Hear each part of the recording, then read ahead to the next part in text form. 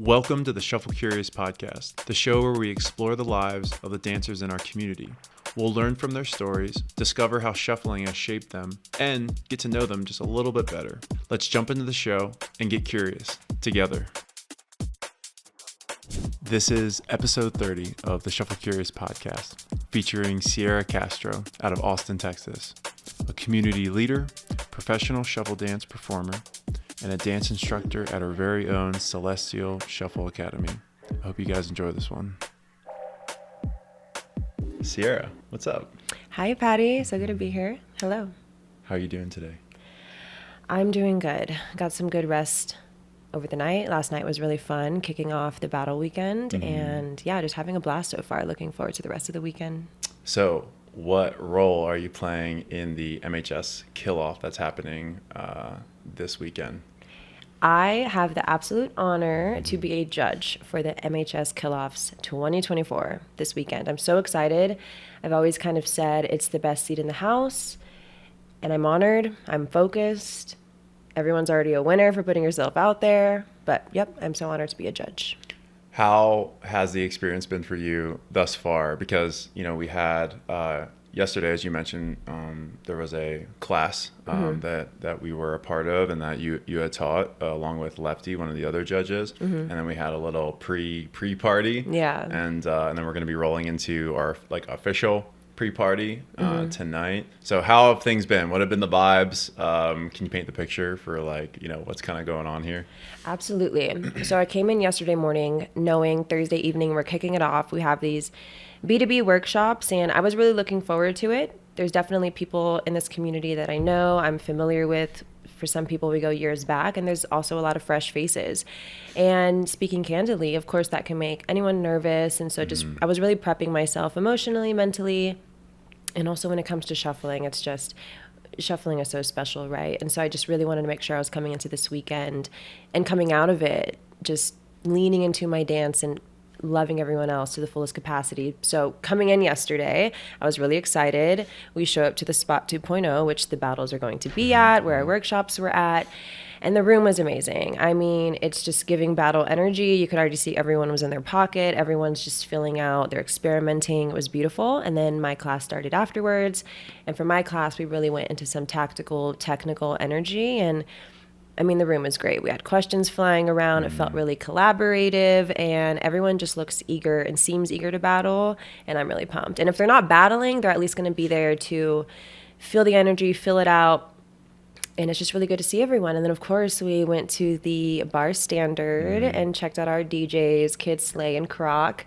Amazing music. It's cute because we all love this music, and so everyone's just going ham and running circles, and that's just what I've always known in shuffling. And so it's really good to be around that when I can be around that. I still get that in Austin for sure, but just be around the shufflers again. And the fact that we're all flying to the same city and having a grand shuffle weekend is really, really special. So yeah, absolutely. It was kind of funny because those Bar Standard Thursdays, it's typically all locals, right? So and this Thursday, it was a little bit, I don't want to say dead, but for the normal scene, if you went around and you checked out all the other rooms, there wasn't a lot going on, right? But then when you went to Milk Bar where Kidani and Croc were playing, it was all of us. We filled the freaking room, and we created a vacuum of energy there. So it was a beautiful thing to see. You wouldn't expect to roll into that room and to have it be popping off the way that it was.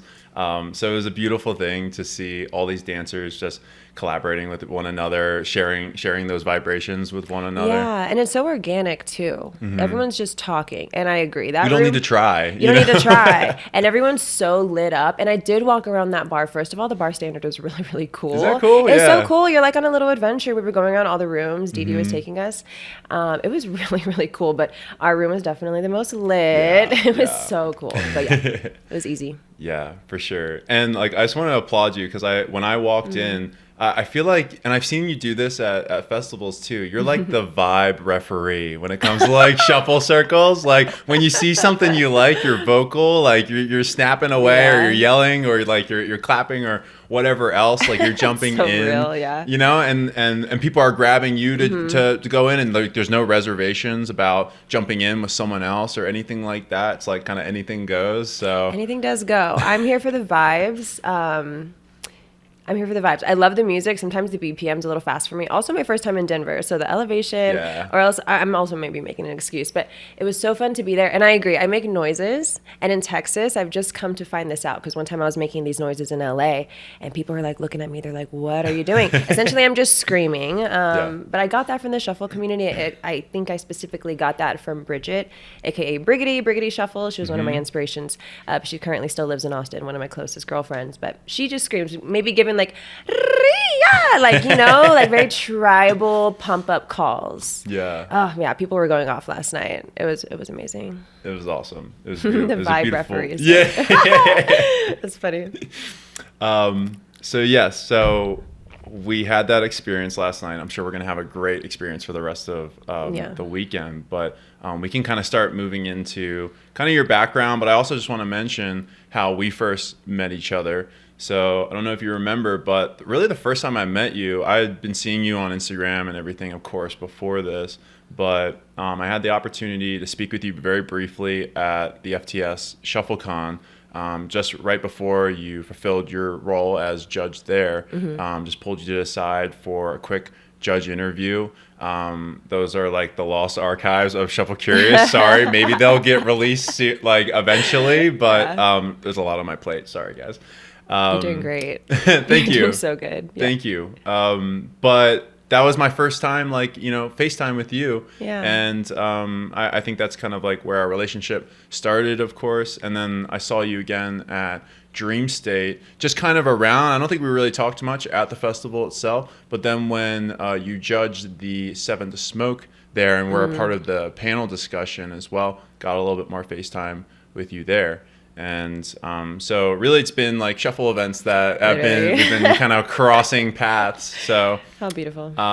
But my brother lives in Austin now. Really? And I really want to visit him. And like I missed Seismic this past year, and like I've just been having more and more FOMO each time I miss a Seismic. So there might be a time where I come and visit and say what's up. Absolutely come through. I mean, the community is amazing, the space is amazing, and when you do come through, let me know. Gotcha. But you need to come. Yes, I know. I heard Austin's just badass too. So. It is. So let's jump in to your background a little bit. So you're from Austin. Have you always been from Austin? Where are you originally from? And also, how long have you been shuffling for? For sure. So I am from Texas, born and raised. I was born in South Texas, Corpus Christi, Texas. It's right on the Gulf of Mexico. Not too big of a city. It definitely feels smaller. I was just born there, and I eventually ended up growing in a really, really small town. And so this really attributes to the girl I am today, and it's really awesome. But I did grow up in a very, very small town, very Tex-Mex culture, very centered around food, family. Like my graduating class at one point was 22 people small, like my whole class. So the whole high school was 100 maybe and some change, if that, but extremely small. I felt like I was in my little bubble, but it was beautiful. I played sports growing up, and a lot of people ask me when I started to dance, and I have to say it just right out of the womb. Like my grandmother's a dancer, my mom's a dancer. We have like dance halls we go to on the weekend. The Hano music's really great, so we have footwork like a ding, ding, ding, ding, ding, ding. So there's always been like hip grooves and all that. So love music from the jump, love dancing from the jump, grew up in sports. Where shuffling came about was my senior year in high school. I got recruited by an association called NCA, National Cheerleaders Association. If you grew up in cheerleading, you might be familiar with that. But it did play a big role because it kind of gave me direction and insight to what I can do after high school, because truthfully, I didn't really have an idea. I was pretty much sheltered kind of in this small town. Okay. There's very few trades people might go into, and I just heard some girls go into pre-nursing, and I was inspired by some people around me. So the cheerleading thing did give me direction. I got to join that. Through that, I discovered I can also cheer in college. So went to college, changed my degree a few times, but long story short, I ended up going to college in Corpus Christi, Texas A&M Corpus Christi. I ended up getting a cheer scholarship, and my father, I was also able to use his military benefits. So these are all just things I feel very fortunate about. I'm a first generation college student. So there's a bunch of things that I'm grateful for. And I look back on all these little milestones, and I know they obviously have contributed to who I am today and what I'm able to do for myself and all these things. But while I was in college, I started attending raves, and my first festival was 2015 in South Padre Island, Texas. Very South Texas. I mean, these raves are wild a little bit, but I loved the music. I had a lot of fun with my friends. And long story short, I think 2016 was around the time I dabbled a little bit in shuffling. And then 2017 still was flirting with the idea of it, but you have to keep in mind I was still deep in cheerleading at this point. I was head cheerleader of my team. I was always at events, running this athletic program. But I was like doing running mans in cheer practice, and my cheer coach would be like, stop it. And I was also always trying to dance with the dance team because we would share practices. And so I was always trying to like do their moves, and my cheer coach was like, Ciara, you're a cheerleader. In a funny way, like it wasn't a bad thing, but I was already dabbling in shuffling. Then I was done with cheerleading. Shuffling sort of became my thing. Leaned into that. It was a mix of that little timeline, and then of course I was inspired by people online, but I didn't start shuffling with anyone in person. I was by myself. 2 weeks later, I have a best friend. His name is Modesto. Some people know him as Eternal Step on social media. He's a phenomenal dancer, but I pretty much grew up with him shuffling after that. But I started by myself in my little bubble, and I was in Little South Texas dancing for a long time. In high school, and it was more college. of just, okay, it was college, the end of college. Got it. That was like your origin. That was more of like your day zero of. Absolutely. Okay. Yeah. I will say I found a video of me doing the Running Man when I was in high school. I posted it like 2012 maybe, and it's so interesting to see. And then there was a throwback. You know how Facebook comes up with throwback memories? Yeah. Someone posted on my page 10 years ago, and they said, hey, post another shuffle video. And I saw that throwback. I'm like, wow, was I shuffling? So anyways, it really started to implement in my life 2017, 2018, when I really gave it my full attention. I was a little consistent with it. I didn't have any other sport or art that I was leaning into as much as it at that time. So raving and shuffling happened at the same time in college. Okay. Was that like 2012 time frame? Was that kind of inspired by LMAFO or whatever? Literally. Okay. That was the song I was dancing to every day. And my running man, I was like, okay, girl, because I saw the video of me doing it. It was like after volleyball practice, I was with my friends, and we were just like busting out the Running Man. And it's so beautiful to see. You don't know what is going to happen in life, and fast forward now, and it's just so special to see. But yeah, college was really where I leaned into it more, just because the raving, and then I was just shuffling by myself. Yeah. Understood. Okay, I'm gonna unpack a lot of that. Yeah. But we're gonna go back a little bit, just because I want people to know who you are. I think they have an impression of who you are as it pertains to what is put out on Instagram or different social medias and things like that. And that's what happens to a lot of shufflers, right? It's like we think we know someone just by their Instagram page, but like we don't really know them 100% personally until we have these like face-to-face conversations with one another. So the question that I like to ask all the guests is, how were you as a child? Like, what was your disposition? Like, what were you interested in? What was kind of like your personality at that time? So I think I leaned into myself a lot. I remember growing up, and I was in my room coloring, or I was making up songs on my keyboard. I just remember being really strong and resilient, though. And then after a while, my grandma gained custody of me and my brother, and she was so helpful with putting me into dance classes and cheer classes. We didn't have much money at the time, so I remember doing a lot of fundraising. And I do remember being talented, and so my coaches were so sweet to just pay for my outfits, because cheer and dance is not cheap. It's a lot. Tuition can be a lot. Outfits can be a lot. Travel. Travel. 100%. Sure. And I remember them just always helping me. And I remember somewhat being in the front of the line. I just remember being strong, resilient. I was confident. And I don't always know where that comes from, but I do, though. I think like it's my power. I think everyone has their power. And yeah, I've always seen that in myself from being a little girl to now, even though it was a little rocky. But I think my grandma was like a little bit of my savior. She even told me recently the story. She picked me up from a bad situation. I was 8 years old. The first place she took me was a cheer gym, and it was just beautiful. So I was always kind of busy, like with cheer, dance, and then finally I got into band really early on, and I got into percussion. So I was just always busy, and I think that was good for me and my soul. I would have thought like color guard or something like that, being a part of the band, and because that has a dance element and a prop element to it. Are you a flow artist by any chance? Like with any props? Have you dabbled? No, I don't own any props. Just my hands. Just like me. My hands and my feet. Yeah, literally. I don't have any flow arts, but no flow arts.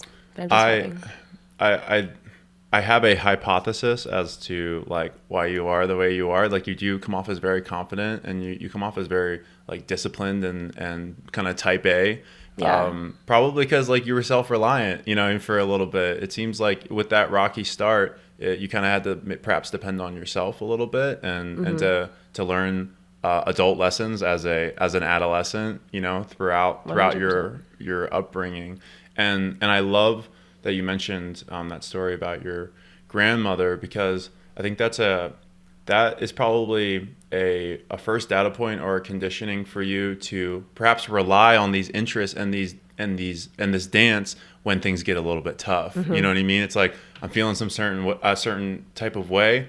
Now I'm in cheer, and I can direct my attention and my woes into this. You know what I mean? And completely immerse myself into this as more or less like a medicine or a therapy to be able to overcome these challenges in everyday life. So 100%, she saved me. And so did the coaches. To this day, I'm thinking about my coach, Albert Molina in Alice, Texas. That's where my grandma took me to the first cheer gym. We still talk. Like, I just saw him at the mall the other day. He watches everything I do. Another dance school I went to, we're still in contact. And then unfortunately, it's worth mentioning, but my cheer coach in college did pass away a couple days ago. So I have been in, if we get emotional, it's beautiful that we're here, because shuffling and dance, it should have an emotional backing. But I've just been reflecting about that too. And it was just a beautiful journey, because I walk into that gym in a recruitment clinic and I walk out with a scholarship. So it's beautiful. I feel like dance is so saving, and my grandma did play a big role, and it's beautiful.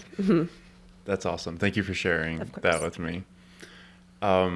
It seems like you had a lot of mentors and people who helped you along the way, even at the most, rockiest times. And I'm sure that was a element of like life before shuffling, and what kind of primed you to be as involved as you are today, and be such a go-getter and want to achieve the most that you can, throughout this dance. So what did life look like before shuffling? What do you think are some of the things that kind of primed you for the journey that you embarked on? Like you said, you kind of started a little bit in like 2012, picked it up, put it down. It seemed like you were more of just like a dance enthusiast, and it was like, oh, this is cool, I'm going to learn this. And then, you put it down, you shelved it, and then it re-entered the chat, or re-entered your life when perhaps cheerleading was coming to an end. It was coming to an end. And maybe you were looking for something else. Yes. To put your energy into, and like perhaps the competitive nature, or just to pour your energy into, right?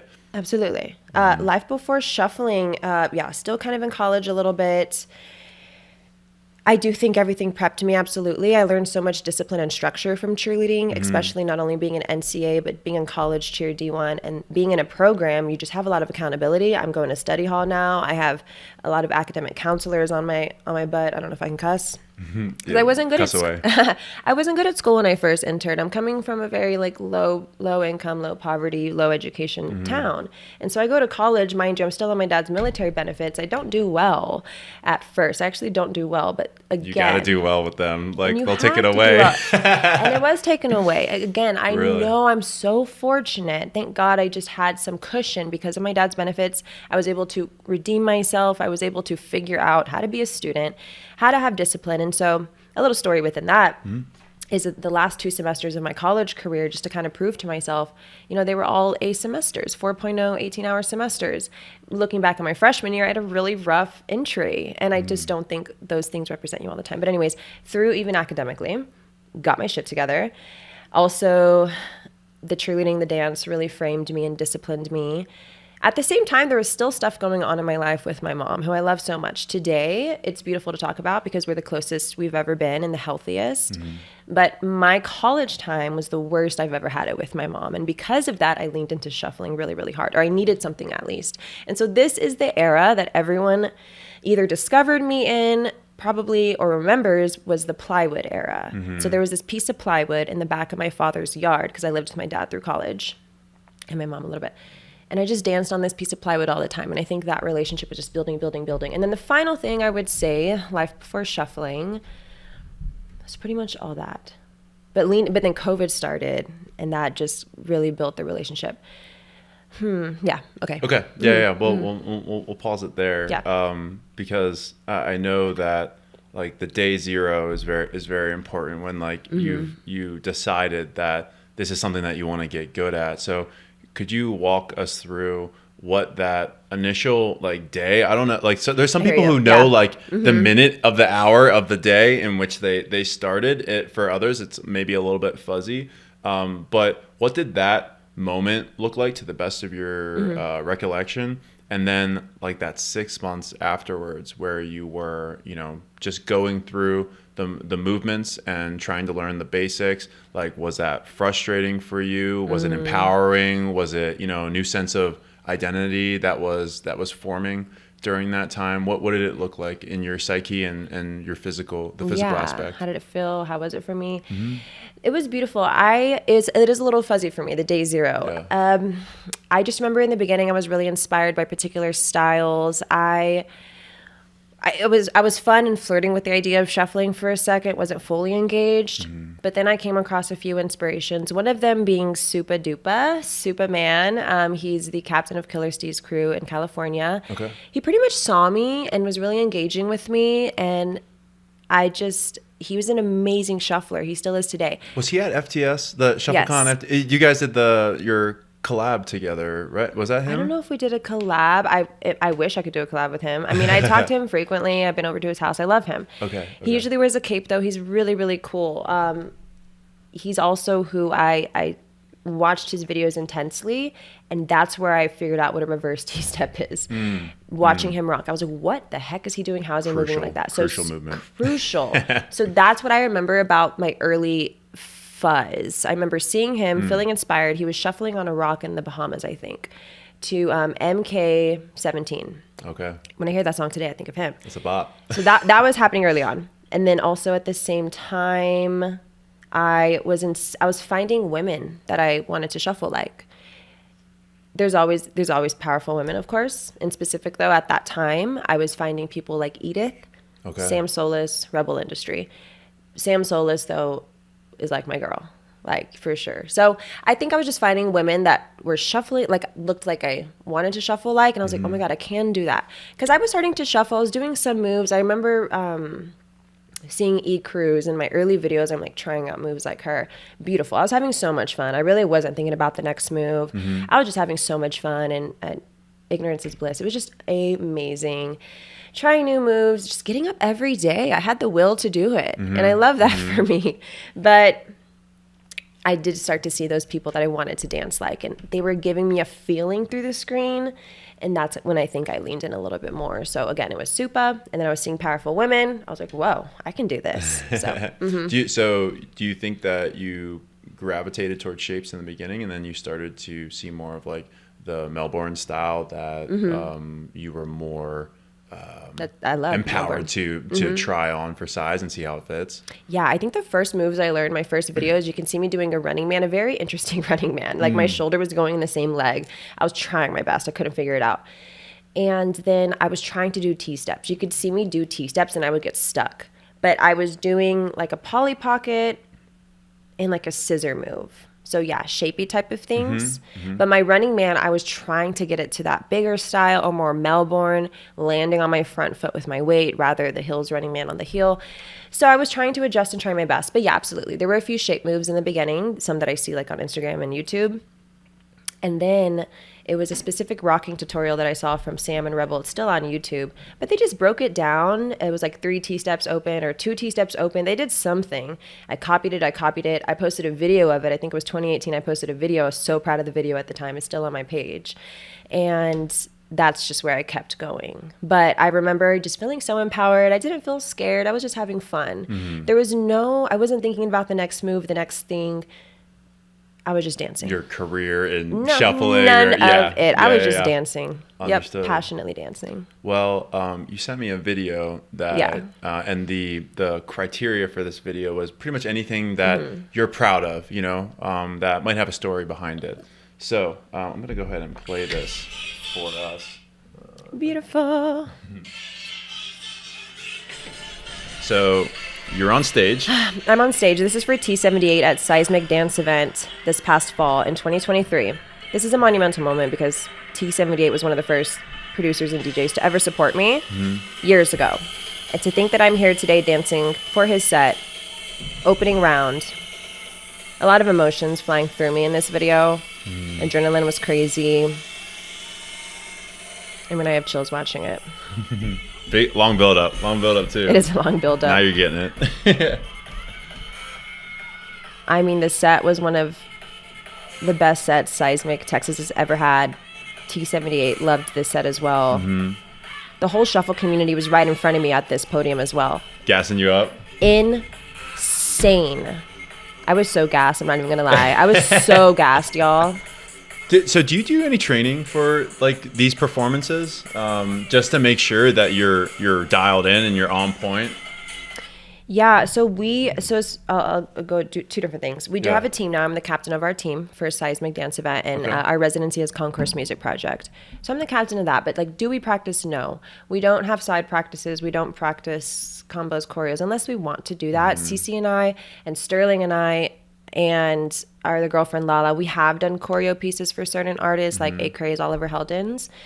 But at Seismic, we are really empowered. So I have one boss and one boss only. Her name is Kelly Gray, the GOAT, owner of Concourse Project, owner of Go-Go Gadgets, which is the crew that I'm on. We're the first Go-Go Shuffle crew agency ever. It's insane. But she was in my DMs years ago, before 10K followers, when I was living in Corpus Christi, when I was posting these passionate videos being wild. She was already seeing me, which is awesome. And like fast forward, I moved to Austin 4 years ago now. I start dancing for her. I joined Seismic dance event and danced there. And then I dance regular shows. But where was I going with this? It was performance. Like I asked you about preparation for performances. Right. Thank you. So my point in that is Kelly really, she wants someone up there that has personality. She wants us to throw battle rounds verbatim. She said that. She likes theatrics. So how do you practice that? You just have to be in your pocket. So for me, training, I'm at home, I'm in my pocket. I teach a lot. I do teach weekly. So I get training fundamentals and I teach different type of classes. I'll do technical classes. I'll do concept classes, battle. I'll do themed classes, techno hardstyle. I've done everything under the sun at this point. So there's training in that, but I am selfish with my time and my boundaries because you have to be. Any type of artist or creative, I just have to be in my mindset. So maybe prepping for something like Seismic, there's no prep as a team. We just show up on the day of. We have a call time. But it's your job as a dancer to get on that stage and tap in. There's no other point. So Mars, for example, we know Mars, beautiful member in the community. This was her first Seismic dancing with us. We have a team, and it feels like when there's opportunity to bring someone in, it's fun to deliberate that, like, who can we bring in? But Mars was that person for us last fall. And how did we prep her? You don't really prep her. I just remember before she was getting on stage, I said, Mars, there's nothing else we need to tell you to do or you need to do. You just need to do what you do and dance. So that's everyone's job. That's really the prep and the training. So Kelly trusted me to do my job. And that's it. She just trusts us to be an artist. And I trust my teammates. They trust me. And that's pretty much how that goes. That's, the typical training. Yeah, that's awesome that they give you the creative freedom to just go do what you do. You know what I mean? Rely on your intuition. You know what I mean? Precisely. Yeah, because as soon as a creative has constraints on that, then they're not. It's commercializing the art. You know what I mean? And it's detracting from the art. So it's like when you're just able to do what you do. Do what you and, do. You know what I mean? You have no preoccupation as to what limits that you have. Then I think you're going to show up as your best self each and every time. 100%. So for these performances, I think this has been a big part of your journey, right? It's like, dancing on stage and getting these opportunities to dance for these big artists. What was that progression or that build up to perhaps that first opportunity that you got that then opened up all these like auxiliary doors that you could walk through. What kind of work did you have to put in on yourself, on your dance, but then also I guess like your networking that had to happen before you got that initial opportunity that opened up other doors? Right. Cooper. Our dog Cooper is I love Cooper. He's a vibe, like right? he should have a seat right in here. We should do an episode with Cooper when he just woos. Ooh, you want to give us a woo, dude? Ooh. He's like, no, not right now. Maybe later. Dude, okay, so the networking aspect, I kind of look back on my life, and obviously it's authentic and genuine, but I realize now my networking has held up a lot for sure. Okay. How that first opportunity came about, it was 2021. It was Who was this? His name is David, aka Say My Name. Okay. So he had a song at the time called Happy Pills, and the song was releasing through the Ultra Music label. I got the opportunity to do a shuffle release music video. So we brought it together, a few girls in Los Angeles, released a video. It came out beautiful. Media team came out, Ultra releases it. That flourishes into now let's put that on stage with the song called Happy Pills. And so that was our debut. We were on not the technically main stage of Hard Summer, but the second big stage. Okay. And there were thousands of people. David said 20,000 people. I asked him. But that seems like a lot. I don't know. But it was a lot of people. It was a lot of people. I don't think that was true. We'll go with that. 20,000. Yeah, we'll say 20. It was like 2,000. It's like 200. No, but it was so awesome because everyone was on board. I was dancing personally. There were two large podiums next to Say My Name. It was me and Cece. Sterling was in the front with the other girls. The choreography was mine. So we were doing a choreography piece because we were dancing to Happy Pills. That was our only song. We weren't coming up in like a go-go structure where you come and do freestyles and have like moments. We just went up once, lights shine. He's announcing on the mic too. These are just monumental things that you have to take into consideration that are powerful because he gets on the mic, he announces shufflers coming out, blah, blah, blah. We do our thing. He gets back on again. Thanks. It was just so great. There were a lot of shufflers at that too, a lot of video. It was beautiful. So that was great. Hard Summer 2021. Okay. Technically, I was supposed to actually dance at Seismic prior to Hard Summer 2021, so it had been in conversation with Kelly. I didn't just like wake up one day and was like, I'm going to do this with... It was just like an ongoing conversation. But unfortunately, Seismic, one of the days got rained out. Didn't end up dancing at Seismic dance event. It would have been my first opportunity. Anyways, did it at Hard Summer. Developed relationships. But through that, I learned a lot. The business side, legalities. I'm talking to people, making this work. It was cool. We had a trailer at Insomniac. Like the dancers had a trailer in the backstage. It was beautiful. We got treated well, and it was beautiful. That's all I can say. So I'm just thinking for folks who are interested in taking this path, what would you wanted to have known before you got up on that stage the first time, or maybe the times after that, where it's like you're still getting snapped in, you're still trying to figure out like what the technicalities are of that, how to best advocate for yourself, how to best advocate for your scene, you know what I mean, your community, while you are taking on a business endeavor through a performance, you know what I mean? Yeah, I get asked this a lot. There's obviously a lot of ins and outs. There's back end, front end. You have to make sure you're being the right person. You have to just do a lot of things. I would say just be gung-ho. I wish a lot of people know there's 1,000 no's compared to the yeses that they've seen on social media. There's been so many no's. There's been a lot of unpaid gigs to get to where you're at and to put that standard on the front. Yeah. At the same time, every time I've stepped on a stage, I understand what it's about to do. I cannot be slacking. I'm definitely not in the back room being sloppy. I'm professional. I'm making sure I'm on time and I'm doing my best dance. I'm being theatric. I'm answering to the DJ's music. There's a lot of things that go into play to make it a good first time experience for whoever I'm working with. As far as how do I get that gig, a lot of people do reach out to me and say, how do I get started? I feel like I am fortunate. It's a matter of circumstances because I have Kelly, I have Austin, I have Concourse, and I just had that little Texas hub that I could lean into, and I've always been from Texas, so I've had a little bit of networking. But I would encourage people to lean into their local communities, and where you can look is where GoGo already exists, because we are integrating with GoGo, right? That's where we stand, that's where we are. We want those podiums as well. And that's what it's looked like in Austin for us. And then also there's another club in Austin that has done the same format. So I would say lean into your community, connect with what agency or dancers are already happening in your local clubs, bars, local scene. You have to start there. Or honestly, a go-go agency to see what's already happening. Again, get to know them. The second thing is get to know maybe the local DJs you have going on, or make connections with the DJs. They're really so nice. If you just support their music, they will tend to support you back. Again, lots of no's. Let's keep this in mind. Yeah. But then I think about the DJs and producers who have really, really supported shuffling. Immediately, T78 has come to mind. He's been the biggest supporter of me, and I was of him. And in return, he's done so much. That the reason the video that we played was so impactful, because I still remember the day that he reposted me on his story. I was screaming. And then I remember the day that he asked me to dance for his song and do a release, and I become his Spotify cover art, screaming down my road on my story. Fast forward to now, the first time I met him was at Seismic, screaming. But the fact that we could go full circle, and I'm opening for his set, and the whole Kelly knows, the whole Austin knows. I don't shut up about this stuff, which is important. We shouldn't shut up about it, what we're doing, what we love. So that was great. But yeah.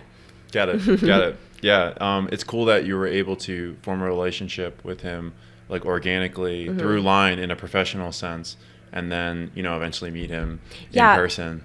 Beautiful. And I'll end on this again. Yeah. Support, network, lean into what's already happening in your local community. And a simple message can just be, hey, I'm so-and-so. This is what I have going on. I'm really interested in being a part of what you have going on. How can I integrate? How can I help? This is what shuffling is. If they don't already know what shuffling is, but I have to say shuffling obviously has grown so much. We all know that. It's beautiful. You see it everywhere. So I think people know what it is by now. Just, pitch yourself on how you can be a contribution to what they have going on, or my God, you can start your own. But again, there's already ongoing things you could lean into. So got it. Pitches, pitch decks, I've done that.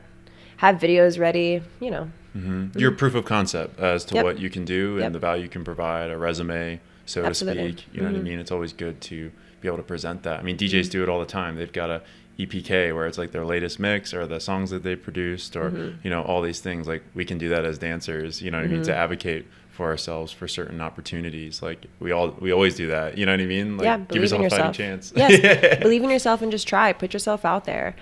Yep. Shake hands, say hi.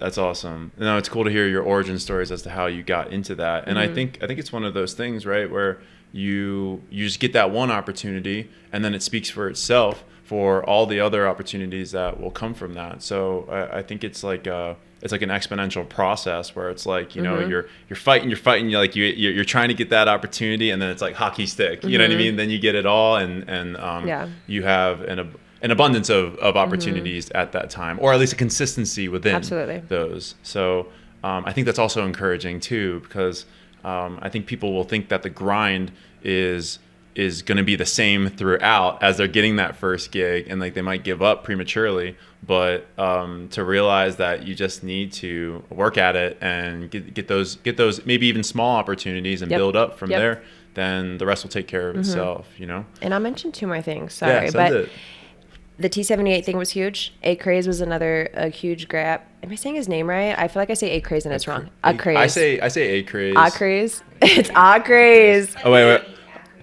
Hold up. We got Sterling in the house too. Sterling, say what's up. What's up? Can you hear me? Yeah, probably. Triple Curious Podcast. Woo woo. Yeah, this is my girl. Obviously, you guys know Sterling. But speaking on A-Craze gig real quick, picking that up was, I think, great. We ended up dancing with him for opening ceremonies, but that was just a question away, guys. I asked him first about Ultra, if we could just dip in with Ultra. Long story short, didn't work out. EDC Vegas was next. But you have to understand, we're walking up to this stage, and like, Insomniac, EDC is not used to like a random group of 4 girls showing up that are not Insomniac dancers. Yeah. Like they're on their own time. Who are they? So we're pushing past stage managers. We're just saying what we're there to do, even though we're honestly don't have any idea what to do either. But you have to just act like you've been there. Be Yeah. confident. Step into the room. We're like, no, we're the dancers. Yada yada. Mind you, we're also Step showing aside. up. Yeah, you have to play the role. Yeah. Mind you, at the time, and it takes a group effort, right? Because I play my role, Sterling plays her role. Our team at the time was me, Sterling, Lauren, and Cece. Cece is very confident in the fact, like, she's dressing us too. We're to the T's. We care about everything. Same hair, same makeup, same hair, same shoes. We're playing the parts. You show up and do the thing. Yeah, but I just wanted to mention that. You just really got to pull up and do your thing. And then one more story with Matroda. This was in Austin, Texas. Matroda was playing. I get in contact with the venue. I say, hey, I'm part of Matroda's team, yada, yada. Can we dance for him? Mind you, I just reached out to Matroda. I'm like, hey, can we dance for you? He's like, yeah, whatever, let my manager know. I'm like, okay, so we're your team. Yeah. I go to the venue. I'm like, we're his team. We're going to show up at this time, yada, yada. Again, just be on it. When we get there, they tell us we're dancing on subwoofers. Cece looks at it. She's like, no, we're not. Or I'm sorry, the floor. Cece's like, no, we're not. We're getting on the subwoofer. Like where the rail is or whatever. We're not getting on stage. seen. We're not on the floor. But that's what they wanted you to Correct. do. Was okay, got it. Basically, yeah. And Cece, and that was a powerful moment because Cece was like, we're not dancing on the floor. We're going to be seen. We're going to make a podium. So we're dancing on subwoofers, guys. It was dangerous, but it was great. The video that came out of that, I think, did move mountains. Like the videos were crazy, but all you see is like two shufflers, a room full of lights and phones. And yeah, it's one of those things where once you see it, you're like, oh, that's possible. Other people see it and they're like, oh my God, we should do that too. So those moments, like on the back end, where like you have to push through those moments and just act like you've been there. Yeah. And make it work. Yeah, no, that's awesome. Because I mean, in those moments, you can decide whether to just accept failure or to be resourceful in the moment. You know what I mean? Resourceful in the moment where it'll just serve you for a lifetime. You know what I mean? Because if perhaps you guys were a little bit skittish and you're like, well, we'll settle for the floor. You know what I mean? But you know that like that's not it. Like that is not your highest and best use in that environment. You know what I mean? It's being up there, being seen, providing energy to the crowd, providing energy for the DJs because they're seeing y'all getting it. You know what I mean? Like it's gonna hype him up too. It's contagious, right? But if it was a divert path, like if you chose just to dance on the floor, then it's like it's lackluster and you know it doesn't serve you in the future. But then you serve the whole event and then you serve yourselves at the same time by just being decisive in the moment and deciding that like that's what you're going to do. And again, we all have our strengths and CC in that moment like really pushed for that because I was like floor, which is fine by the way. But at that point we're making a shuffle circle, we're being fun. But again, we're trying to show something different. So no, we're going to be elevated. Yeah. We're dressed to the nines, girl. Like we're going to be put on a podium. So yeah, little moments like that. That's cool. Dancing on a subwoofer, I'm sure it helps with like, because every stomp, it's like another bass boom, right? Yeah. So that must have been energy. It might have been like levitating you a little bit, you know, because when you hit the floor, it's like it's also meeting you. So maybe you felt a little bit lighter. I don't know. Crazy fun. Yeah. That's awesome. No, you've had like a world of experience with this performance stuff, but that's not the only facet to you regarding shuffling. Like you're kind of like a Swiss Army knife with this type of stuff, like because you know you've been in so many different realms of the dance where I think a lot of individuals I don't want to say pigeonholed because that makes it seem like it was involuntary or something like that, but they find a part of the dance that they really enjoy and they stay in there. But it looks like you like to explore different avenues within this dance and different experiences within. So what comes to mind is your battle career that kind of kicked off, and you know hence why like you're being invited out to like Denver to judge. And you know before that you were at ShuffleCon where we first met, you know, and you had a judging capacity there as well. But it started with you being a participant, correct, for these type of events, these battles. So what was the progression from performing? Because I think that was first, right? That was your first realm that you were in, and then you started to introduce yourself to more of the battle culture. What did that leap kind of look like, or that bridge crossing look like from one to the other? I have to say, I feel like I was encouraged by people around me to kind of battle, or I kind of had like that dog in me, I guess. Yeah, not to say the wild woman. For sure. I was a little wild. And, you know, someone that really pushed me was Chelsea. I think about her immediately. And a lot of other people. Chelsea moves In her space. Chelsea. She is phenomenal, but she just was really egging me on to battle. I didn't always want to necessarily, but like it's a loving reminder that sometimes not everything is about you, and you're not supposed to always feel comfortable doing things. So even doing my online video to submit for the FTS rounds, I remember when I posted my online submission 7 minutes before the deadline, by the way.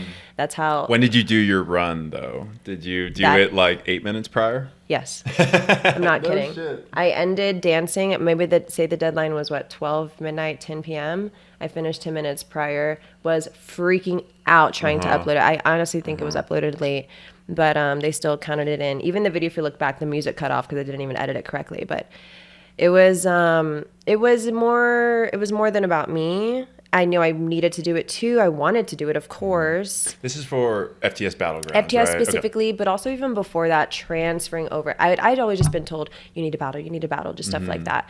Really inspired, loving reminders. So once FTS came around, and I remember Chelsea being one of the last persons to tell me like to do it as well, I just did it. Yeah. And it was amazing. But I think I've always been attracted to the battle culture, the feeling of it, and keeping in mind, one of my earliest mentors was Supa, who's the captain of Killer Steez. So I was adopted into Killer Steez. That was my crew that had that dog style. I don't know, just amazing rocking, just classic Melbourne shuffling. Were there a lot of already... battlers in that crew? Like No, folks who... no. Okay. No, not really. It's not... Yeah, not really. But just the style and the encouragement I was getting from that angle was really sweet, mixed in with the powerful women I was watching, mixed in with the personality I was developing, mixed in with the music I was loving. I think it was just representative of what battling could give. And then the culture of it. Yeah, I've just always been really into all the different personalities and members. So I think I knew about people and I was aware of battling. So when it came around time to doing it, I was just ready to do it. It was my style, my feel. So Understood. yeah. Question. Yeah. And I want to word this correctly. Like there is, it's hard to ignore. I think it's getting better, but like there's obviously like some kind of divide in the community with different styles, with different reach that certain people have, such as like, influencers get a bad rap, OGs get a bad rap for their own type of stuff, things like that. Did you ever feel that? Because when you enter into like kind of the battle scene, like there's not a lot of folks from a certain demographic, and there's more from this demographic or whatever, like more from crews or more from folks who have OG type status and things like that. Did you ever feel like there was like a target on your back when you started like this first tournament, like, oh, she's not up to snuff, or she hasn't battled before, or like she's just a performer or whatever else, you know what I mean? Some of the naysayers or some of the people who perhaps wanted to see you not do well. For sure. Yes. Yeah, it was heavy. And it still can be. Was it vocal, or was it kind of just looming in the air? Looming in the air, never to my face in person. Got 100%. Got it. And so I'm currently going through this healing process as we speak. And I was telling Sterling this on the way. Just, how am I feeling? And these days I do feel safe. And no one is my enemy, but it's hard to not feel that way when, you read things, you see things online over years and years. Because, you hit these accomplishments in life. Another accomplishment was EDC shuffling first time, Hard Summer shuffling first time, Groove Cruise shipped first time. And there's naysayers after every single one of them. It's hard for me to understand. I read and empathize per se. I know I can understand the human element to it. Yeah. And the beautiful thing about what we do is I understand the bottom line is we're all very passionate about shuffling. So I chalk it off to that, and I have immense grace. Granted, what I've been through in life, this stuff is, but has it hurt? 100%. Again, I'm still healing. So going to the competition, especially, I was ranked number 1. Who was ranked number 2? Let's talk about it. Kento. Whew. I love that guy. So anyways, I have to say, when him and I were the final top 2 getting ready to battle, we did hug, and it was a beautiful moment for that reason. Just to be real about it, because you can do it all. You can do it. It was proving to everyone, more so proving to myself too. And I also noticed a lot of people believed in me more than I did. Again, going back to this idea, because unfortunately I remember everything, and I see things and it sucks, but it's remembering who I am, who my people are, why I dance. And that's why it's so important to remember who the fuck you are and remember why you dance and literally F everyone. And like, not literally, but to be a creative and an artist, like, oh my God, you have to be so focused on yourself and stay married to your testimony and your why. So that's where I've been at with that. But emotions run for sure. Yeah. Yeah. It has inspired me to create my culture and my environment in my own community, and it just feels so safe and soft, and I'm still looking forward to put myself in other places and have a good time. Yeah, but I don't think relationship with your dance or battling, for example, is linear. I've definitely been up and down even with my own relationship with dance, but it's been cool. So yeah, that moment was great, and I think I'm just proud of myself. For those who don't know, you won that tournament. I did win that tournament. I was in character for sure. I was eating everyone up. I don't know who she was. To this day, I haven't been that character again. I'm not kidding. Like, that was insane. I was ready to take. I was like, who else? It was great. Yeah, I had Carolina on the show, Carol Flo. Yeah, and she was so against battling for the longest time, and then she jumped in and did it, and she said she was able to like release her wild woman, and that's kind of why I phrased it for you, because it seemed like you had a similar. I was mad. Awakening, you know what I mean? I was mad. And I think she got into her character too, and like she's going to be competing this weekend as well, but like I just don't think you know until you're in that environment and you're eating up everyone and spitting them out, and you know you end up on top. Do you think you'll ever do participate in another tournament of a similar caliber or even larger, like a TSL or maybe when Mahai Shufflers does another tournament next year or something like that? Do you think you'll ever be a participant again? Yeah, I'm working on it for sure. I think that's what I'm actively doing. I'm just working on myself, which translates to working on your dance. And yeah, I think about it. TSL, I'm like going back. Real life things are happening right now. My best friend's getting married. I'm her maid of honor. Like, I want to take my grandma traveling a bit. So those things are on the forefront of my life. But absolutely, I'm looking forward to that. Absolutely. Understood. Yeah. Right now I'm just absorbing, learning, and you know, getting my confidence. I am confident, but yeah, just getting ready for it. One thing that I just want to touch on before we can probably move on to more like community things, because you had mentioned that. But I talked to Lefty yesterday, and he had mentioned that the people who speak the loudest, like, and have the biggest critiques, you know, when you're doing great things, when you're going off on a limb and being yourself or trying to achieve putting yourself something, out there. Putting yourself out there and achieving. The folks who speak the loudest in to critique you are usually the folks, and he said this about himself, because when he started to open up his mouth and have criticisms about people, it was because he wasn't doing anything meaningful with his time, and there was like an undertone of envy, you know what I mean, as like from the other person. So when we spoke a little bit about like some of the naysayers and some of the chatter that you were hearing, it's a hypothesis that he has, and like it resonated with me that it's coming from folks who were either too fearful to take that leap for themselves, didn't have the idea, didn't have like the boldness to go about it. So I think all those things are good reminders when you do hear not so good feedback or not so good or negative criticisms about yourself, is to kind of look at the source and like, what have they done? You know what I mean? What have they achieved for their community, for themselves, for the dance, all those things. And it puts it into perspective, and you can weigh their opinions accordingly. You know what I mean? And I think that's a beautiful conversation to have. And I also know that, right? It's insane because I know that. Also, it still can suck. Like, those two things can live at once. Yeah, I have so much grace for it, for sure. And I just love people through it. And I know, like, some people love me through it, you know, despite like what I might have read or know. I know I'm loved and supported, and like, dance doesn't lie. But I think it is a beautiful conversation to have, and you have to give grace for the fact that shuffling is so new. Like, of course we're going to be so passionate. Like, it's so new, and as long as we can just continue to grow. I also feel like we were like in our early 20s, and so we just had time. Like, we had time to be on Twitter. We had time to have COVID. We had time to have opinions. And so there's so much grace for that. Like, we're so new, we're developing. It has been a beautiful road, though, for the ones just continuing to lean in and be better and just like be there for each other. And it's just like a family oriented thing. I think there's a lot of responsibility on leaders for sure, because we lead stuff, we set cultures, we introduce shuffling to a lot of people. And so those moments are very important. But also speaking on the fact that there's ego in everyone, myself included. So big ego, small ego, for sure.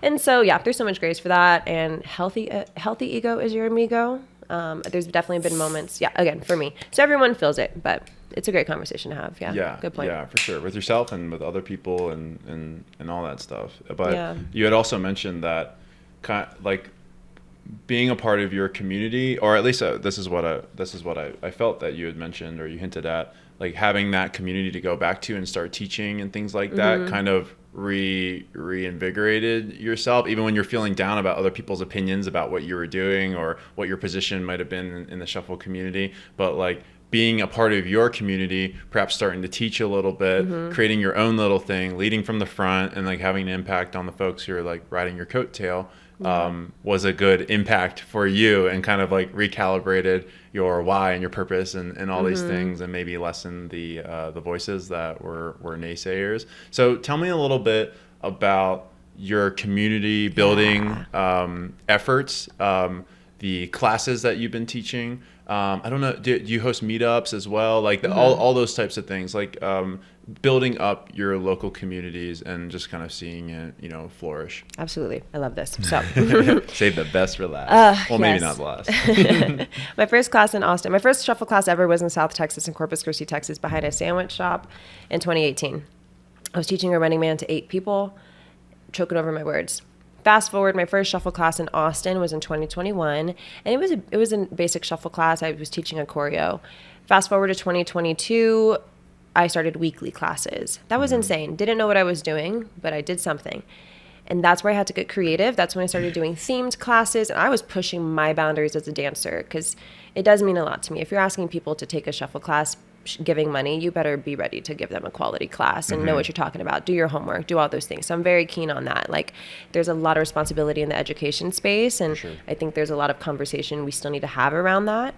But it was very important to me to show up as my best. Granted, reminder, I have a lot of studio experience. I have a lot of cheer experience. So I know how to run a class. I know how to run warm-up exercises, maybe drills. I can formulate drills. So nowadays, every learning curriculum I have today is built off of just past knowledge. And I'm like, how can I make this shuffleable? Like, what pattern can I create that gives this person access to feel what I'm trying to say? So I'm teaching technique, but I'm also telling you why or how. How is it going to help you? What are the building blocks now?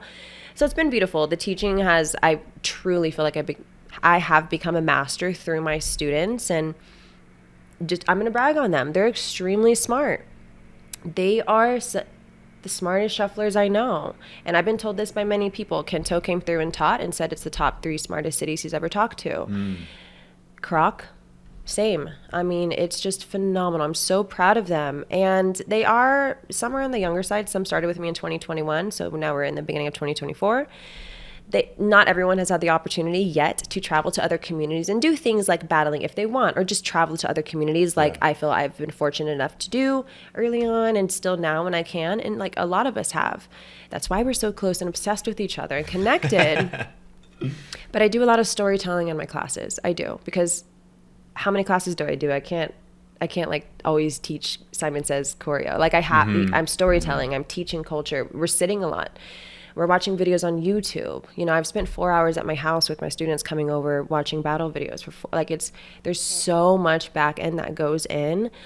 I also feel like where I'm at is a perfect formula. We have great music. We have studio culture that I've developed, and they're just dogs. Like they see me, I don't let up. They don't let up. Right now I have I'm going to call her out, Jillian. She's a dog. She gives me runs for my money. I need to tell her that. I tell her everything actually, but she's so insane. What is her Instagram handle? She has a shuffle account now. It's Viper_Texas. Yes. Okay. I saw a video of you and her getting down, and she was a part of our January shuffle challenge too. And yeah, she's sick. She does a lot, man. I mean, some people just started dancing with me. Another guy named Hampton, he had his 4th class with me recently. and he did this combo, like he did a spin into reverse tees, but the way he technically did it, his coverage, beautiful, like extended legs, squaring off, iso. It was gorgeous, and those are just beautiful moments. But the community is great. So a lot of studio culture that I'm developing, that I have developed. I also do throw meetups. I think it's also important to throw social events. I did an event last September called a Shuffle Pachanga. It's like a shuffle party. I was celebrating 2 years of my Ciara Shuffles business. Although I've now transferred over to Celestial Shuffle Academy to detach my name, and also it is an academy now. I bring guest instructors in. So we have house classes. I'm going to bring in Hills here soon. Is that what you brought Crisis in, Chris? Yep, he was one. I've had Crisis. Croc came in and taught a class on his own account, but of course I infuse his class into my schedule, into my marketing, because I have a business marketing degree. And everything I do is me. So I just love to do all that. I'm really big on email marketing. So anyway, I've just done really well with that, I think. But yeah, a great few people have come in, and I really, really love. And I encourage other great teachers to come in if they want to like work with me. It's beautiful, but it's been a beautiful formula. And then of course, if we're at Concourse, we have great artists coming through all the time. So off the top of my head, I think of like Deborah DeLuca's show, Charlotte DeWitt's show. We have circles. We've always had circles in Texas, and this is why I've always kind of been a dog. Like 2018, 2019, we've always been in the back of a room just going. Like we're buck. Yeah. I've always known that. We're screaming. So these screams I have, I've always done that. Fast forward to now with my students, if they're at Concourse, like we're wild, right? Like our shirts are off, we're sweating, we're crawling on the floor. So if you like in our city, like older dogs, I guess, is me. There's Albie Grooven, who's Albert. He's from San Antonio, a house dancer and shuffler. He's taught in our classes sometimes. I go to him a lot for dance etiquette, battle etiquette. I ask a lot of questions from him because he has so much knowledge. Like even if ego gets involved in what I'm doing, I'm like, Albert, am I thinking right? Like, get me grounded. He'll help me out a lot. And then Juan 40, I have to call him out because he's one of the oldest shufflers in Texas, but this man will consistently show up for meetups, for anything. I think it's people have to show up, you know. So he always shows up. So anyways, when you imagine these circles at Concourse in the back of these heavy hitter techno shows, we're in the circle buck, and then we're getting our students buck.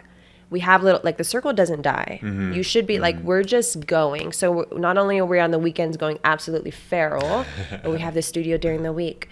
We now have a WhatsApp chat that I've created where people are getting to hang out. Like we're just best friends have come out of this. And so it's a big formula. I understand we're fortunate because we have music. We have Kelly Gray, who supported my shuffling, therefore supported me plus others, therefore has professionalized it. You have me just doing my best, going to bed every night, making sure I'm doing the right thing.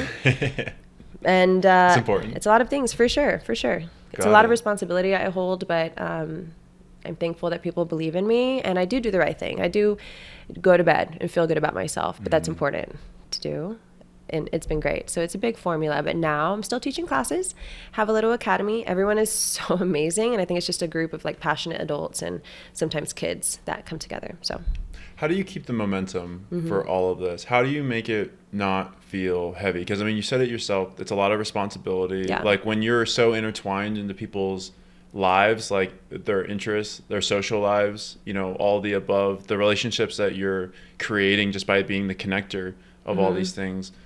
Does it ever feel heavy? And what do you do to remedy that if so? It does feel heavy.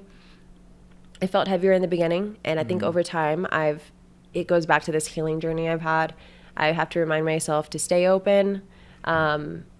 Every class is important to me, so I am prepping myself for every class, intention setting, because I teach beginners too. I don't post about my beginners, but even this upcoming Tuesday in a few days, I'm restarting a new ultra beginner program, and there's about 25 people signed up right now, so that's a new batch. So every month I batch about 30 new dancers. How many days is that? Like how long is the series? Or it'll be 2 to 3 classes. Okay. And then I'll put them over into like a Thursday class that still complements their flow. So it's a very systematic type bit, and they then get filtered into a little bit more advanced, not too challenging, but enough to guide them. Because even my Thursday classes, it varies now, but even my upper level classes that my students that have been with me for a while go to, they're not necessarily advanced. Like last week I did an arms upper body workshop. I just say fundamentals are recommended. That's it. you know? So my beginners were able to come to that. Just 2 months ago, I developed a class pass and membership where they can sign up for any class they want. They're not constricted to, because I used to have a class pass for like 4 Thursdays. You can only come these 4. But then I have all these other classes, and now I'm making custom memberships for people. I was like, no, I'm just going to make classes. You guys sign up for what you want. But I definitely, across the board, I have those beginner ones, very intermediate supplemental ones, and then I'll have an advanced class here and there, but it's marked advanced. Like this past week, Adrian Campos, aka the Suited Shuffler from LA, was in town, and we had, like, I'm still sore from it. It was a few days ago. It was 4 days ago. We did a lot of shapes. I kicked my ass, but it was advanced for sure. So there's a lot of opportunity for the students to get plugged into. I just try and connect with people. Again, it's genuine and it's authentic, but there's 3 business pillars that I created years ago, and it's connection, collaboration, and community. So anything that I do, if I'm going wild, if I'm going off course, if I'm making a business decision, I think about, am I aligned with these things? So connection is very important. Those are your guiding posts. Those Absolutely. are the virtues that you want to. So I really make sure I lean into the students and make sure they have a good experience, especially for introing shuffling to someone. They need to have a phenomenal, accessible experience. So that's important for me to do. And yeah, I'm pretty introverted, honestly. So I go home and spend. Are you really? I think so. I'm like introverted, extroverted. I used to be a lot more extroverted, and I was in every circle back in the day, like Movement 2019. You could not get me out of a circle. I was so Nessia. Like I was dancing with Papa Turnt, which is one of my favorite videos ever. A video with Papa Turnt in the circle. I was dancing with Dave Ruby, one of my favorite guys. Like I could not get out of the circle, and I don't know. It's just whatever. But I definitely, I know my role. I love everyone. I love the passion of the dance, and it's honestly just a reminder of, like, again, why I'm here, why I'm doing it, and it's fine. Yeah. Got it. Yeah. Got it. So, I mean, with these classes, like you're saying it yourself, like there's a lot of responsibility in teaching them just straight out, you know, because if you're not breeding shufflers in a community, it's kind of dying more or less, you know. Because people move on in life. Sometimes they lose the dance, they pick it back up. There's incontinuities about that. But also it's like, okay, teaching the class, but also teaching it correctly, because one class that is taught incorrectly could take someone off of the path of shuffling in total. You know what I mean? Like they might be primed in their personality and their expression, how they want to express themselves creatively for shuffling, and if they go to the wrong class or they have the wrong instructor who's teaching the wrong things, they could be discouraged from the onset and then never return because they have that data point that they've blown up in their head, and that's what they think shuffling is, or it's either too hard or whatever else. So like I definitely agree with you that there's a responsibility in that. So I would like for you to talk about that, because like personally, I've started weekly classes here in Denver at Cheeseman Park every Tuesdays. We call it T-Step Tuesdays. It's just an all fundamentals class, and it's nested in T-steps, but there's a theme, like there's like a move of the week that is also added to kind of keep it fresh, and it's typically like transitions out of or into a T-step from these different movements or themes or concepts. And I've also been doing beginner series as well to flow people into the T-Step Tuesday so that they can continue to work on their fundamentals. But that has also begged the question for me. It's like, am I doing right by these folks? You know what I mean? Am I even up to snuff to be teaching X, Y, and Z? And it's like I'm having these conversations with myself as to if I'm doing the right thing, or if I have the right experience to be able to do this. So I guess what I want to ask you is, like, how do you know when you are in a position to be able to teach folks? Are there any indicators in your environment that you can pick up to know that you're ready? Are there folks that you can talk to that would perhaps give you a good idea to know that you're ready? Because with like all this responsibility, you want to know if you're taking the dance seriously and you're serious about your community, about the culture, about all these things, like you should know when you're ready. So is there any guidance that you can provide to people who are maybe on that verge and they want to be very conscientious of this because they care, but maybe they don't know, and there's always like what do they call it, imposter syndrome, Absolutely. around Yeah. this. So even someone who is ready, but they don't feel it at their core, that's also deserving the community. I Because know, that happens. Yeah, because it could be someone who is leveling people the fuck up, but they're not, because they have their own limitations or limiting beliefs around their dance and their ability to teach or whatever else. So what's some guidance for folks like that, to know that you're ready, or maybe things that they can do to get ready, to be able to teach if they want to teach? Yeah, no, I love this conversation because it kind of turns back on me. It's like, okay, well, Ciara, who told you could teach? And it's a beautiful question. I think, it's a lot of believing in yourself. I'm trusting in my background. I just really trust in my work. My first class, though, was a choreo class. It was like intermediate, I guess, looking back. And then you read the room. You start to really reflect. And then I started to develop a learning program. It's hard to say. I've obviously never taken your class yet, haven't had the opportunity. But you can see titles of classes and have an idea. Even just the way you broke it down. If I'm being honest, I don't know, when I first started shuffling, I was confused why there wasn't fundamental or beginner classes. There was just choreo classes. And that was tough. I love the choreo. I would go to them. But again, there wasn't conceptual fundamental classes. And so let's start there. And also, I think a person just needs to go home with themselves, if you're a shuffler, obviously, and if you haven't already done this, but how did you grow into your dance, and what was important for you to learn? What were those building blocks, and then how do you build that into a class? And what is a class? So go take dance classes first and develop your own theory. Learn from other teachers. There's a lot of teachers today that have taken lessons from me, and then they'll branch off, and I appreciate that. Now, yeah, I would encourage people moving forward, really think about the community. How can you give value to them? What were some golden nugget moments that you grew up realizing that changed things for you? One thing for me, just to keep it simple, was the reverse T-step. I was so intrigued on how some people were, if you just cover feet for a second, the way someone floats is like the fluidity of shuffling, the hovering and the gliding is like the beautiful part of it. And then you're like, okay, how are they doing that? And it's just because someone's slicing and dicing so beautifully underneath them. And not only are they creating these movements, but they're actually traveling, like they're flipping that toe, leaning pivot, into that. right? Beautiful, a very strong pivot. So anyways, I remember when I first went on my first shuffle tour, I was walking into rooms having an idea of what I was teaching. It wasn't necessarily a choreo class. Sometimes it was, and I'll explain here in a second. But usually the lesson plan portion of my classes were just fundamentals, rocking, although we know, whatever. Fundamentals, rocking, and a lot of reverse T-step. A lot of time on reverse T-steps. And that ended up being the case in a lot of cities, which tells me where the gap is. I mean, literally every city, I just ended up doing fundamentals because I'm reading the room. Yeah. And that was beautiful. I learned a lot from that, I had the opportunity to learn from that, and I was ready to do it.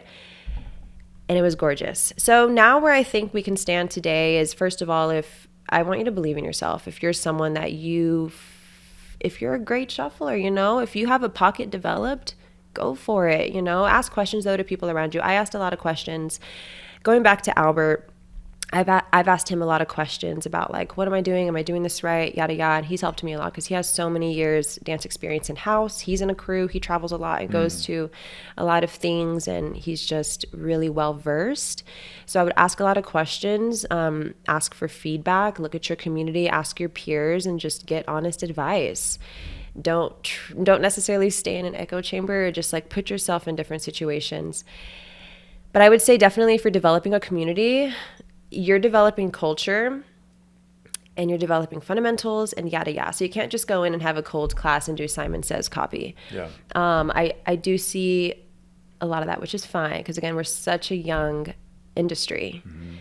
But looking at how much more we can grow into can be beautiful. So I just want to rip off ideas of classes that I've had and classes that I've had. So battle classes, for example, maybe I had battle experience, so I'm able to do that.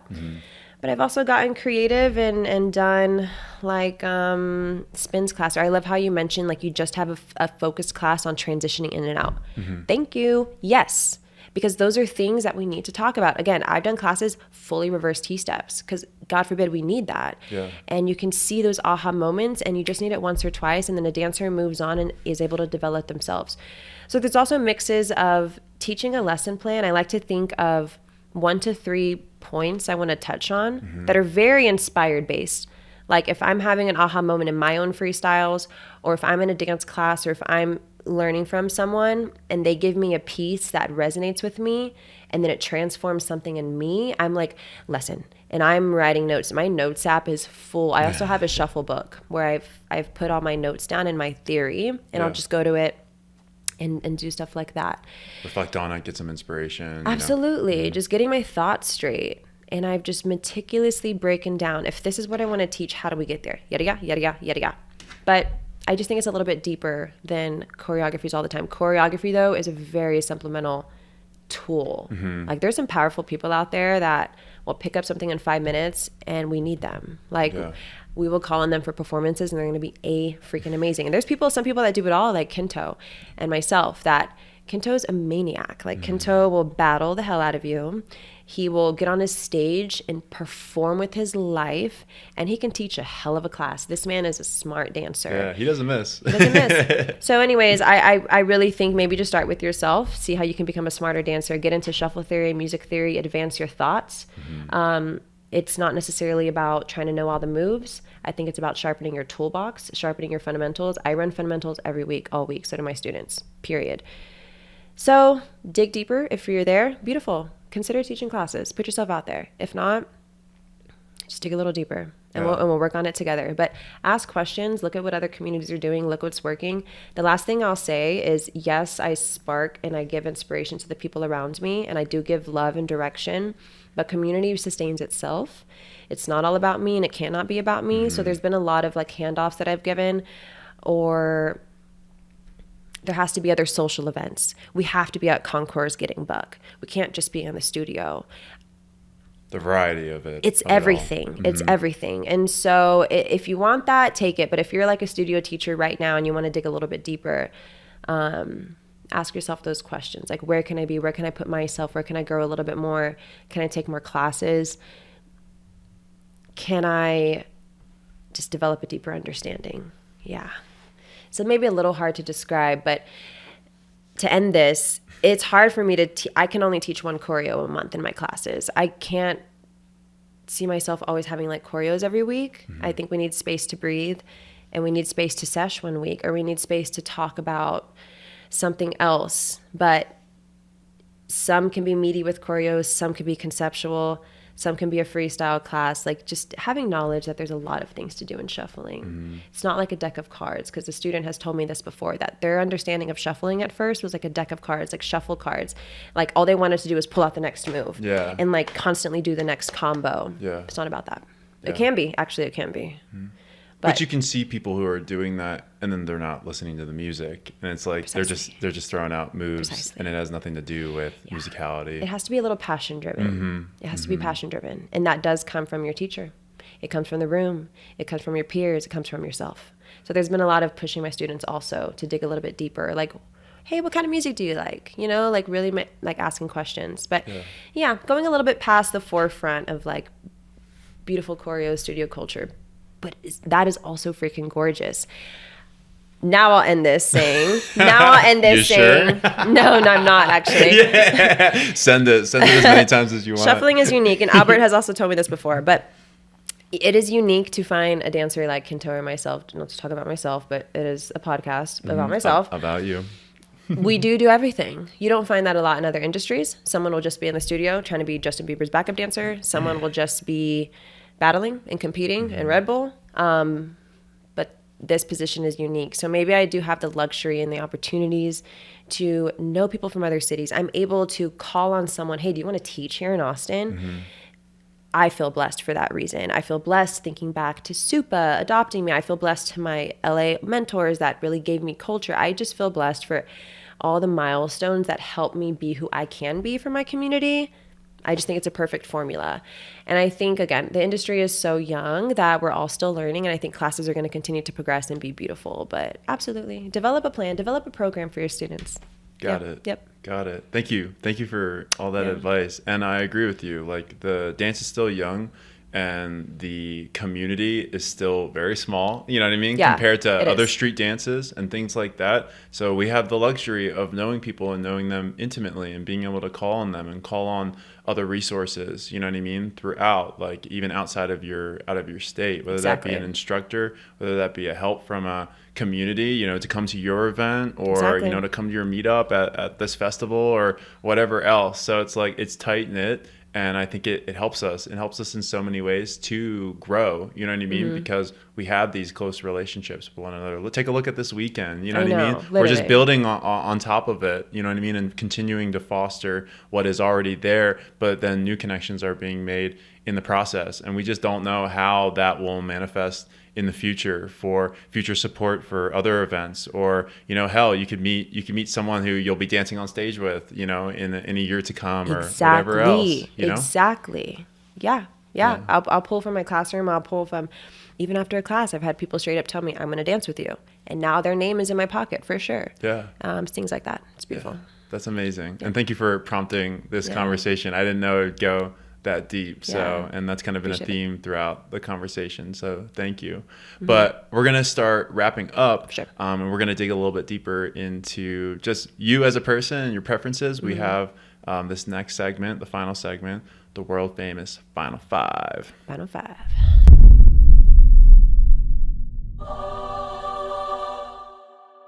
So these are the 5 questions that I ask all the guests that come on the podcast, and just to get to know you a little bit more before we part ways.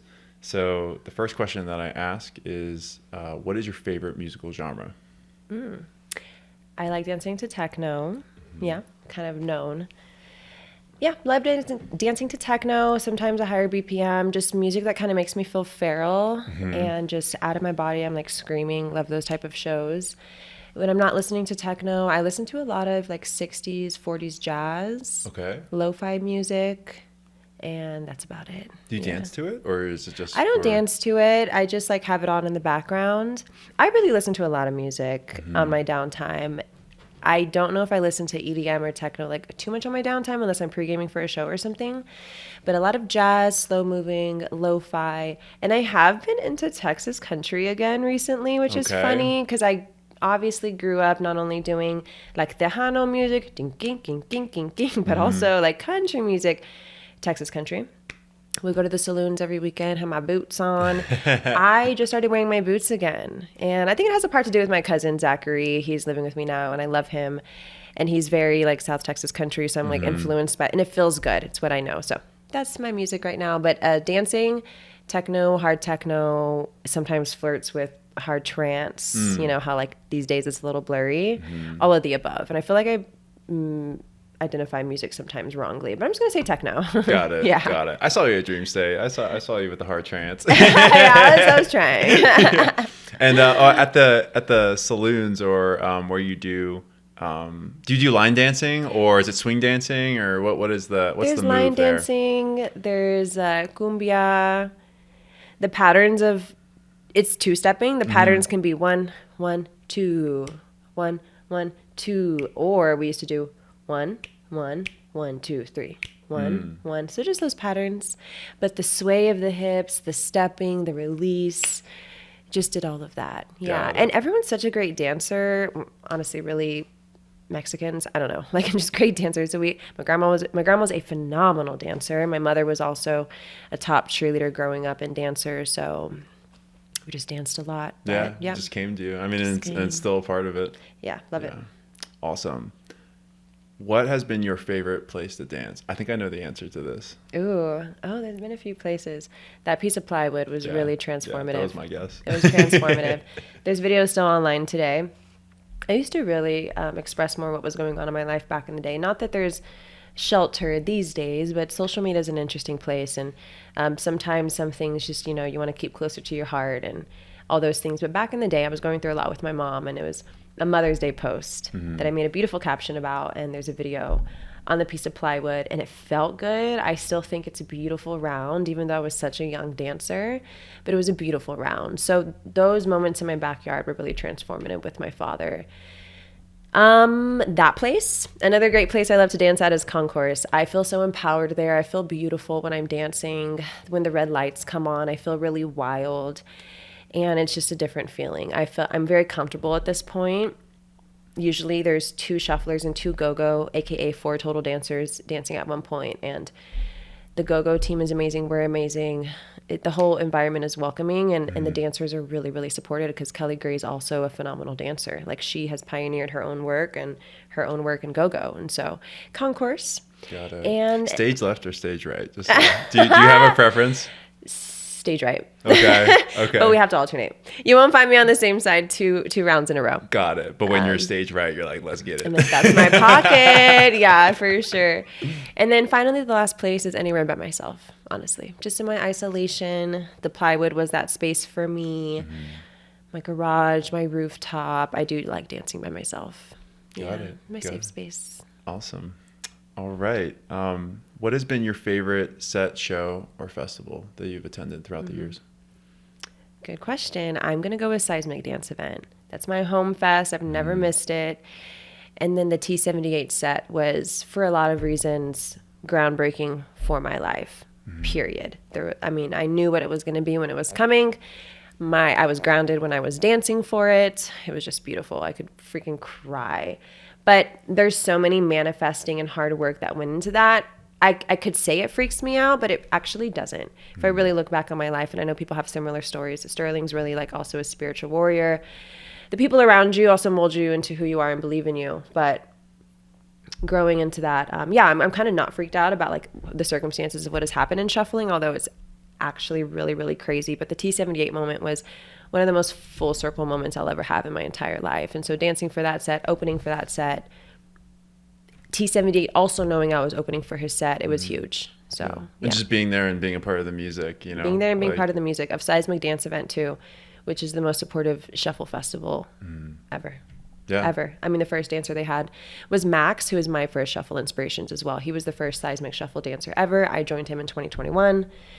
And it's just been awesome. But the culture there is amazing. There's so many shufflers.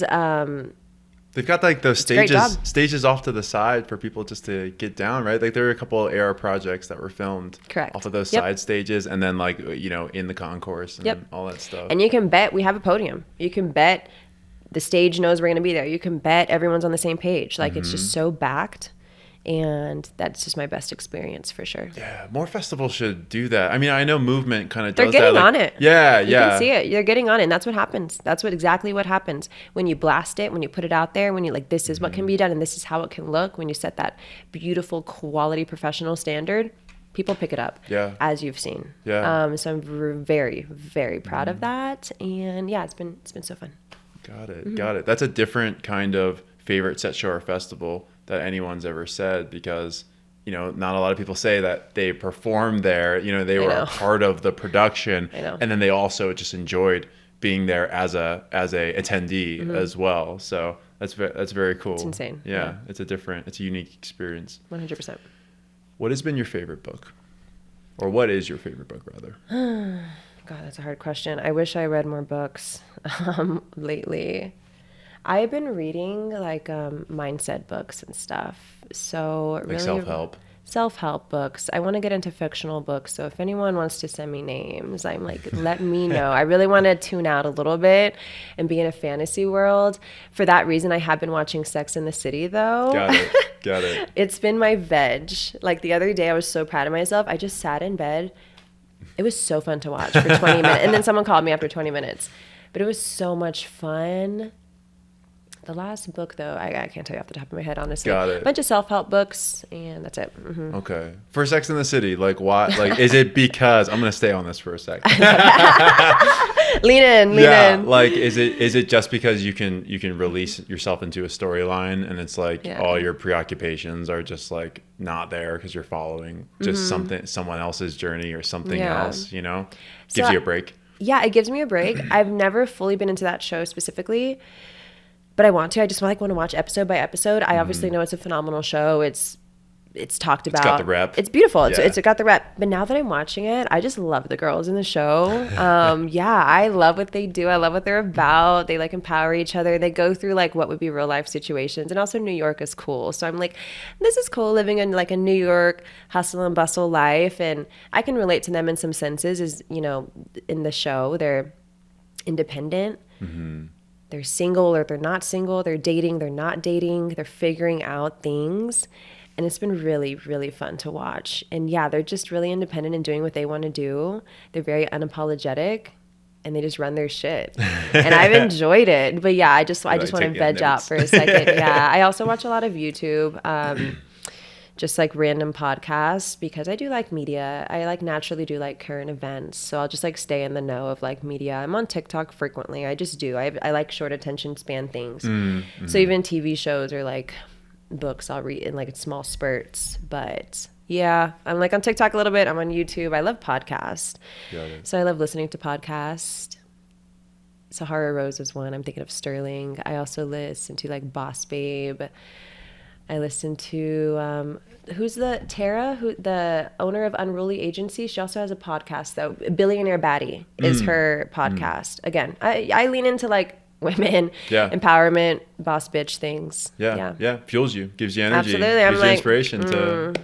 Yeah, I'm very empowered. Yeah, take their template or whatever they're discussing and apply it to your own life. Yeah, that's amazing. I have one more question for you. Yeah. If you could put any message on the main stage production of a large-scale festival, let's just think Tomorrowland, EDC Las Vegas, those types of scales, what would that message say? I would say, if I could plaster a simple message, I would honestly just say to live an extraordinary life. Push through what you're going through. Fight for your life too. Maybe fight for your life. That's also always been a quote kind of in my head, because I think how does it go? I don't say it wrong. Pain is inevitable. Suffering is optional. And so, you know, I don't like to measure trauma. Everyone goes through a lot of things, but like my trauma has also been really bad. But how I've looked back and fought through that and maybe leaned into dance, leaned into friends, like leaned into the right people. I've had people believe in me way more than I've ever believed in myself. And so there's been a lot of growing in that. But yeah, just fight for your life or like live an extraordinary life. Just believe in yourself and live a great life. I think time is so short and you just have to spend it wisely. I just gave like 5 one-liners. It could be like one after the other, Yeah, actually, can we like run it like 5-second visuals? But live an extraordinary life or fight for your life. I have to go with those two. Okay. Yeah. Okay. I like that. I mean, it's a double meaning too, because fight for your life could literally mean like pull yourself out of like a dark place. You know what I mean? That's what I'm saying. Yeah. But it could also be like fight for what you believe in, like fight for like your purpose, and like don't let anyone like damper that or don't let yourself damper it. Exactly. You know what I mean? Exactly. Like stand up, get ready, like keep falling, but fall forward. Don't be so afraid all the time. Try not to be timid. Just lean in again, and just, you have to have a quick chopping block too. My chopping block is so quick. Now it is. If someone's not for me, or if it's just not the vibe, we're cut. Now I feel like I have a really, really strong core. I mean, the end of 2022, I really got close with, was it 2022? EDC, our Shuffle Girlies class in Orlando. It was great. I got to know Sterling and Cece more. Never in my life had girlfriends like this. Fast forward even to like a few weeks ago, we did a Joshua Tree trip. I have never experienced so much love and validation from the people around you. I mean, it's insane. I know. So yeah, be sure about your life. Be sure about yourself. Have a quick chopping block. Cut the bullshit out quick. Cut it fucking quick. I even lost a best friend a few years ago who was one of the best friends in my life. And so I feel like when you lose something so great, you sort of like value everyone else. Puts things in perspective. Oh my God. Because with great loss, you recognize there's great love. And so cut the bullshit. Fight for your life. You're a warrior. Be a warrior. Got it. Beautiful. Thank you. Thank you for sharing that. Is there anything else that you would like to share with the listeners before we get out of here? Yeah, I honestly just want to say thank you. Thank you to everyone. I think about my battle career. Would not be here had I not had like people believed in me and that loved me and just like encouraged me. Sam Solis, again, I think about her. Edith has always been cool. I barely got to meet Edith recently. And so my little inner shuffle girl screaming when I met her. I was like, oh my God, Edith. It was insane. I like met her at an after party after one of the Seismic days. It's so funny, right? So just so many thanks to that for just being loving and nurturing to just a young girl that was just so hyper and like wanted to dance. Thank you to my Texas community that is just so supportive and like believes in me and so sweet. And then honestly, just thank you to my friends who are just the best. And so I immediately think of like, obviously Cece, Lauren, Sterling, so many other people. God, I'm going to obviously look back and I could have a list of people. It's sickening, but in a good way. In a great way. It's disgusting. But God, I can't say thank you enough for sure. Could not be here because unfortunately, or maybe fortunately, I do care about what people think. And I want to do the right thing. So yeah, for the people that lean into that too and help me be better and meet me there and show up for themselves first and then show up for me, I love you. So just, yeah, happy to be here. And I hope to be here for as long as we're going. Yeah. And as Drake says, one of my favorite quotes, I love Drake first of all. But he has a quote in one of his songs that when I'm not having fun with it, I'll be done with it or something. I'm always going to have fun. So I'm just going to keep going till the wheels fall off. Got it. Just happy to be here. Yeah. So thank you. Gotcha. I'm sure this conversation resonated with a lot of folks who were listening. How can people connect with you moving forward? You know, how can they, you know, go to your classes, ask you questions, you know, just be more involved with who you are and what you do? Absolutely. I'll start at the base level. If you're in Texas or in Austin, just come to my classes. I know classes can be intimidating sometimes, and it's always that first step. I feel like the hardest part is getting in the studio, but feel warm and welcome. Actually, my favorite classes to do are intro to beginners. So I'm really looking forward to Tuesday for my ultra beginner classes. They are my favorite. I think those are my strengths. So yeah, just get plugged into a class if I'm near you. I really want to meet you. Other than that, just DM me. If I don't DM back, I'm sorry. Social media just makes me anxious sometimes, all the numbers, but connection is very important to me. And I know to this day, I wouldn't even be sitting here with you or in Denver or any other opportunity I've had if there wasn't a bit of leaning in that I had to do to connect, because I want to do it, right? It's real, but connection is very important. And so I'm very open to that. And so, yeah, meet me there and I'm good. So DM away for sure. Perfect. You heard it here, folks. Yeah. Thank you so much for being on the show with me. Thank you. I really appreciate you. And this was a long time coming, so I'm so glad we were able to do it this weekend. And I'm sure we're going to have one hell of a time for the rest of the weekend. So good. I'm so excited. We still have so much to experience. The main event tomorrow, the battles. Sunday, the meetup. I've never seen Cheeseman. Is pumped. Did I say it right? Cheeseman? Yeah, Cheeseman. Okay, cool. Cheeseman, 2 blocks away that way. Really? Yeah. Okay, cool. Yeah. I would delay gratification though. Wait till Sunday. Cool. Yeah, it's going to be beautiful, so I'm excited. Awesome. Amazing, Sarah. Thank you. Perfect.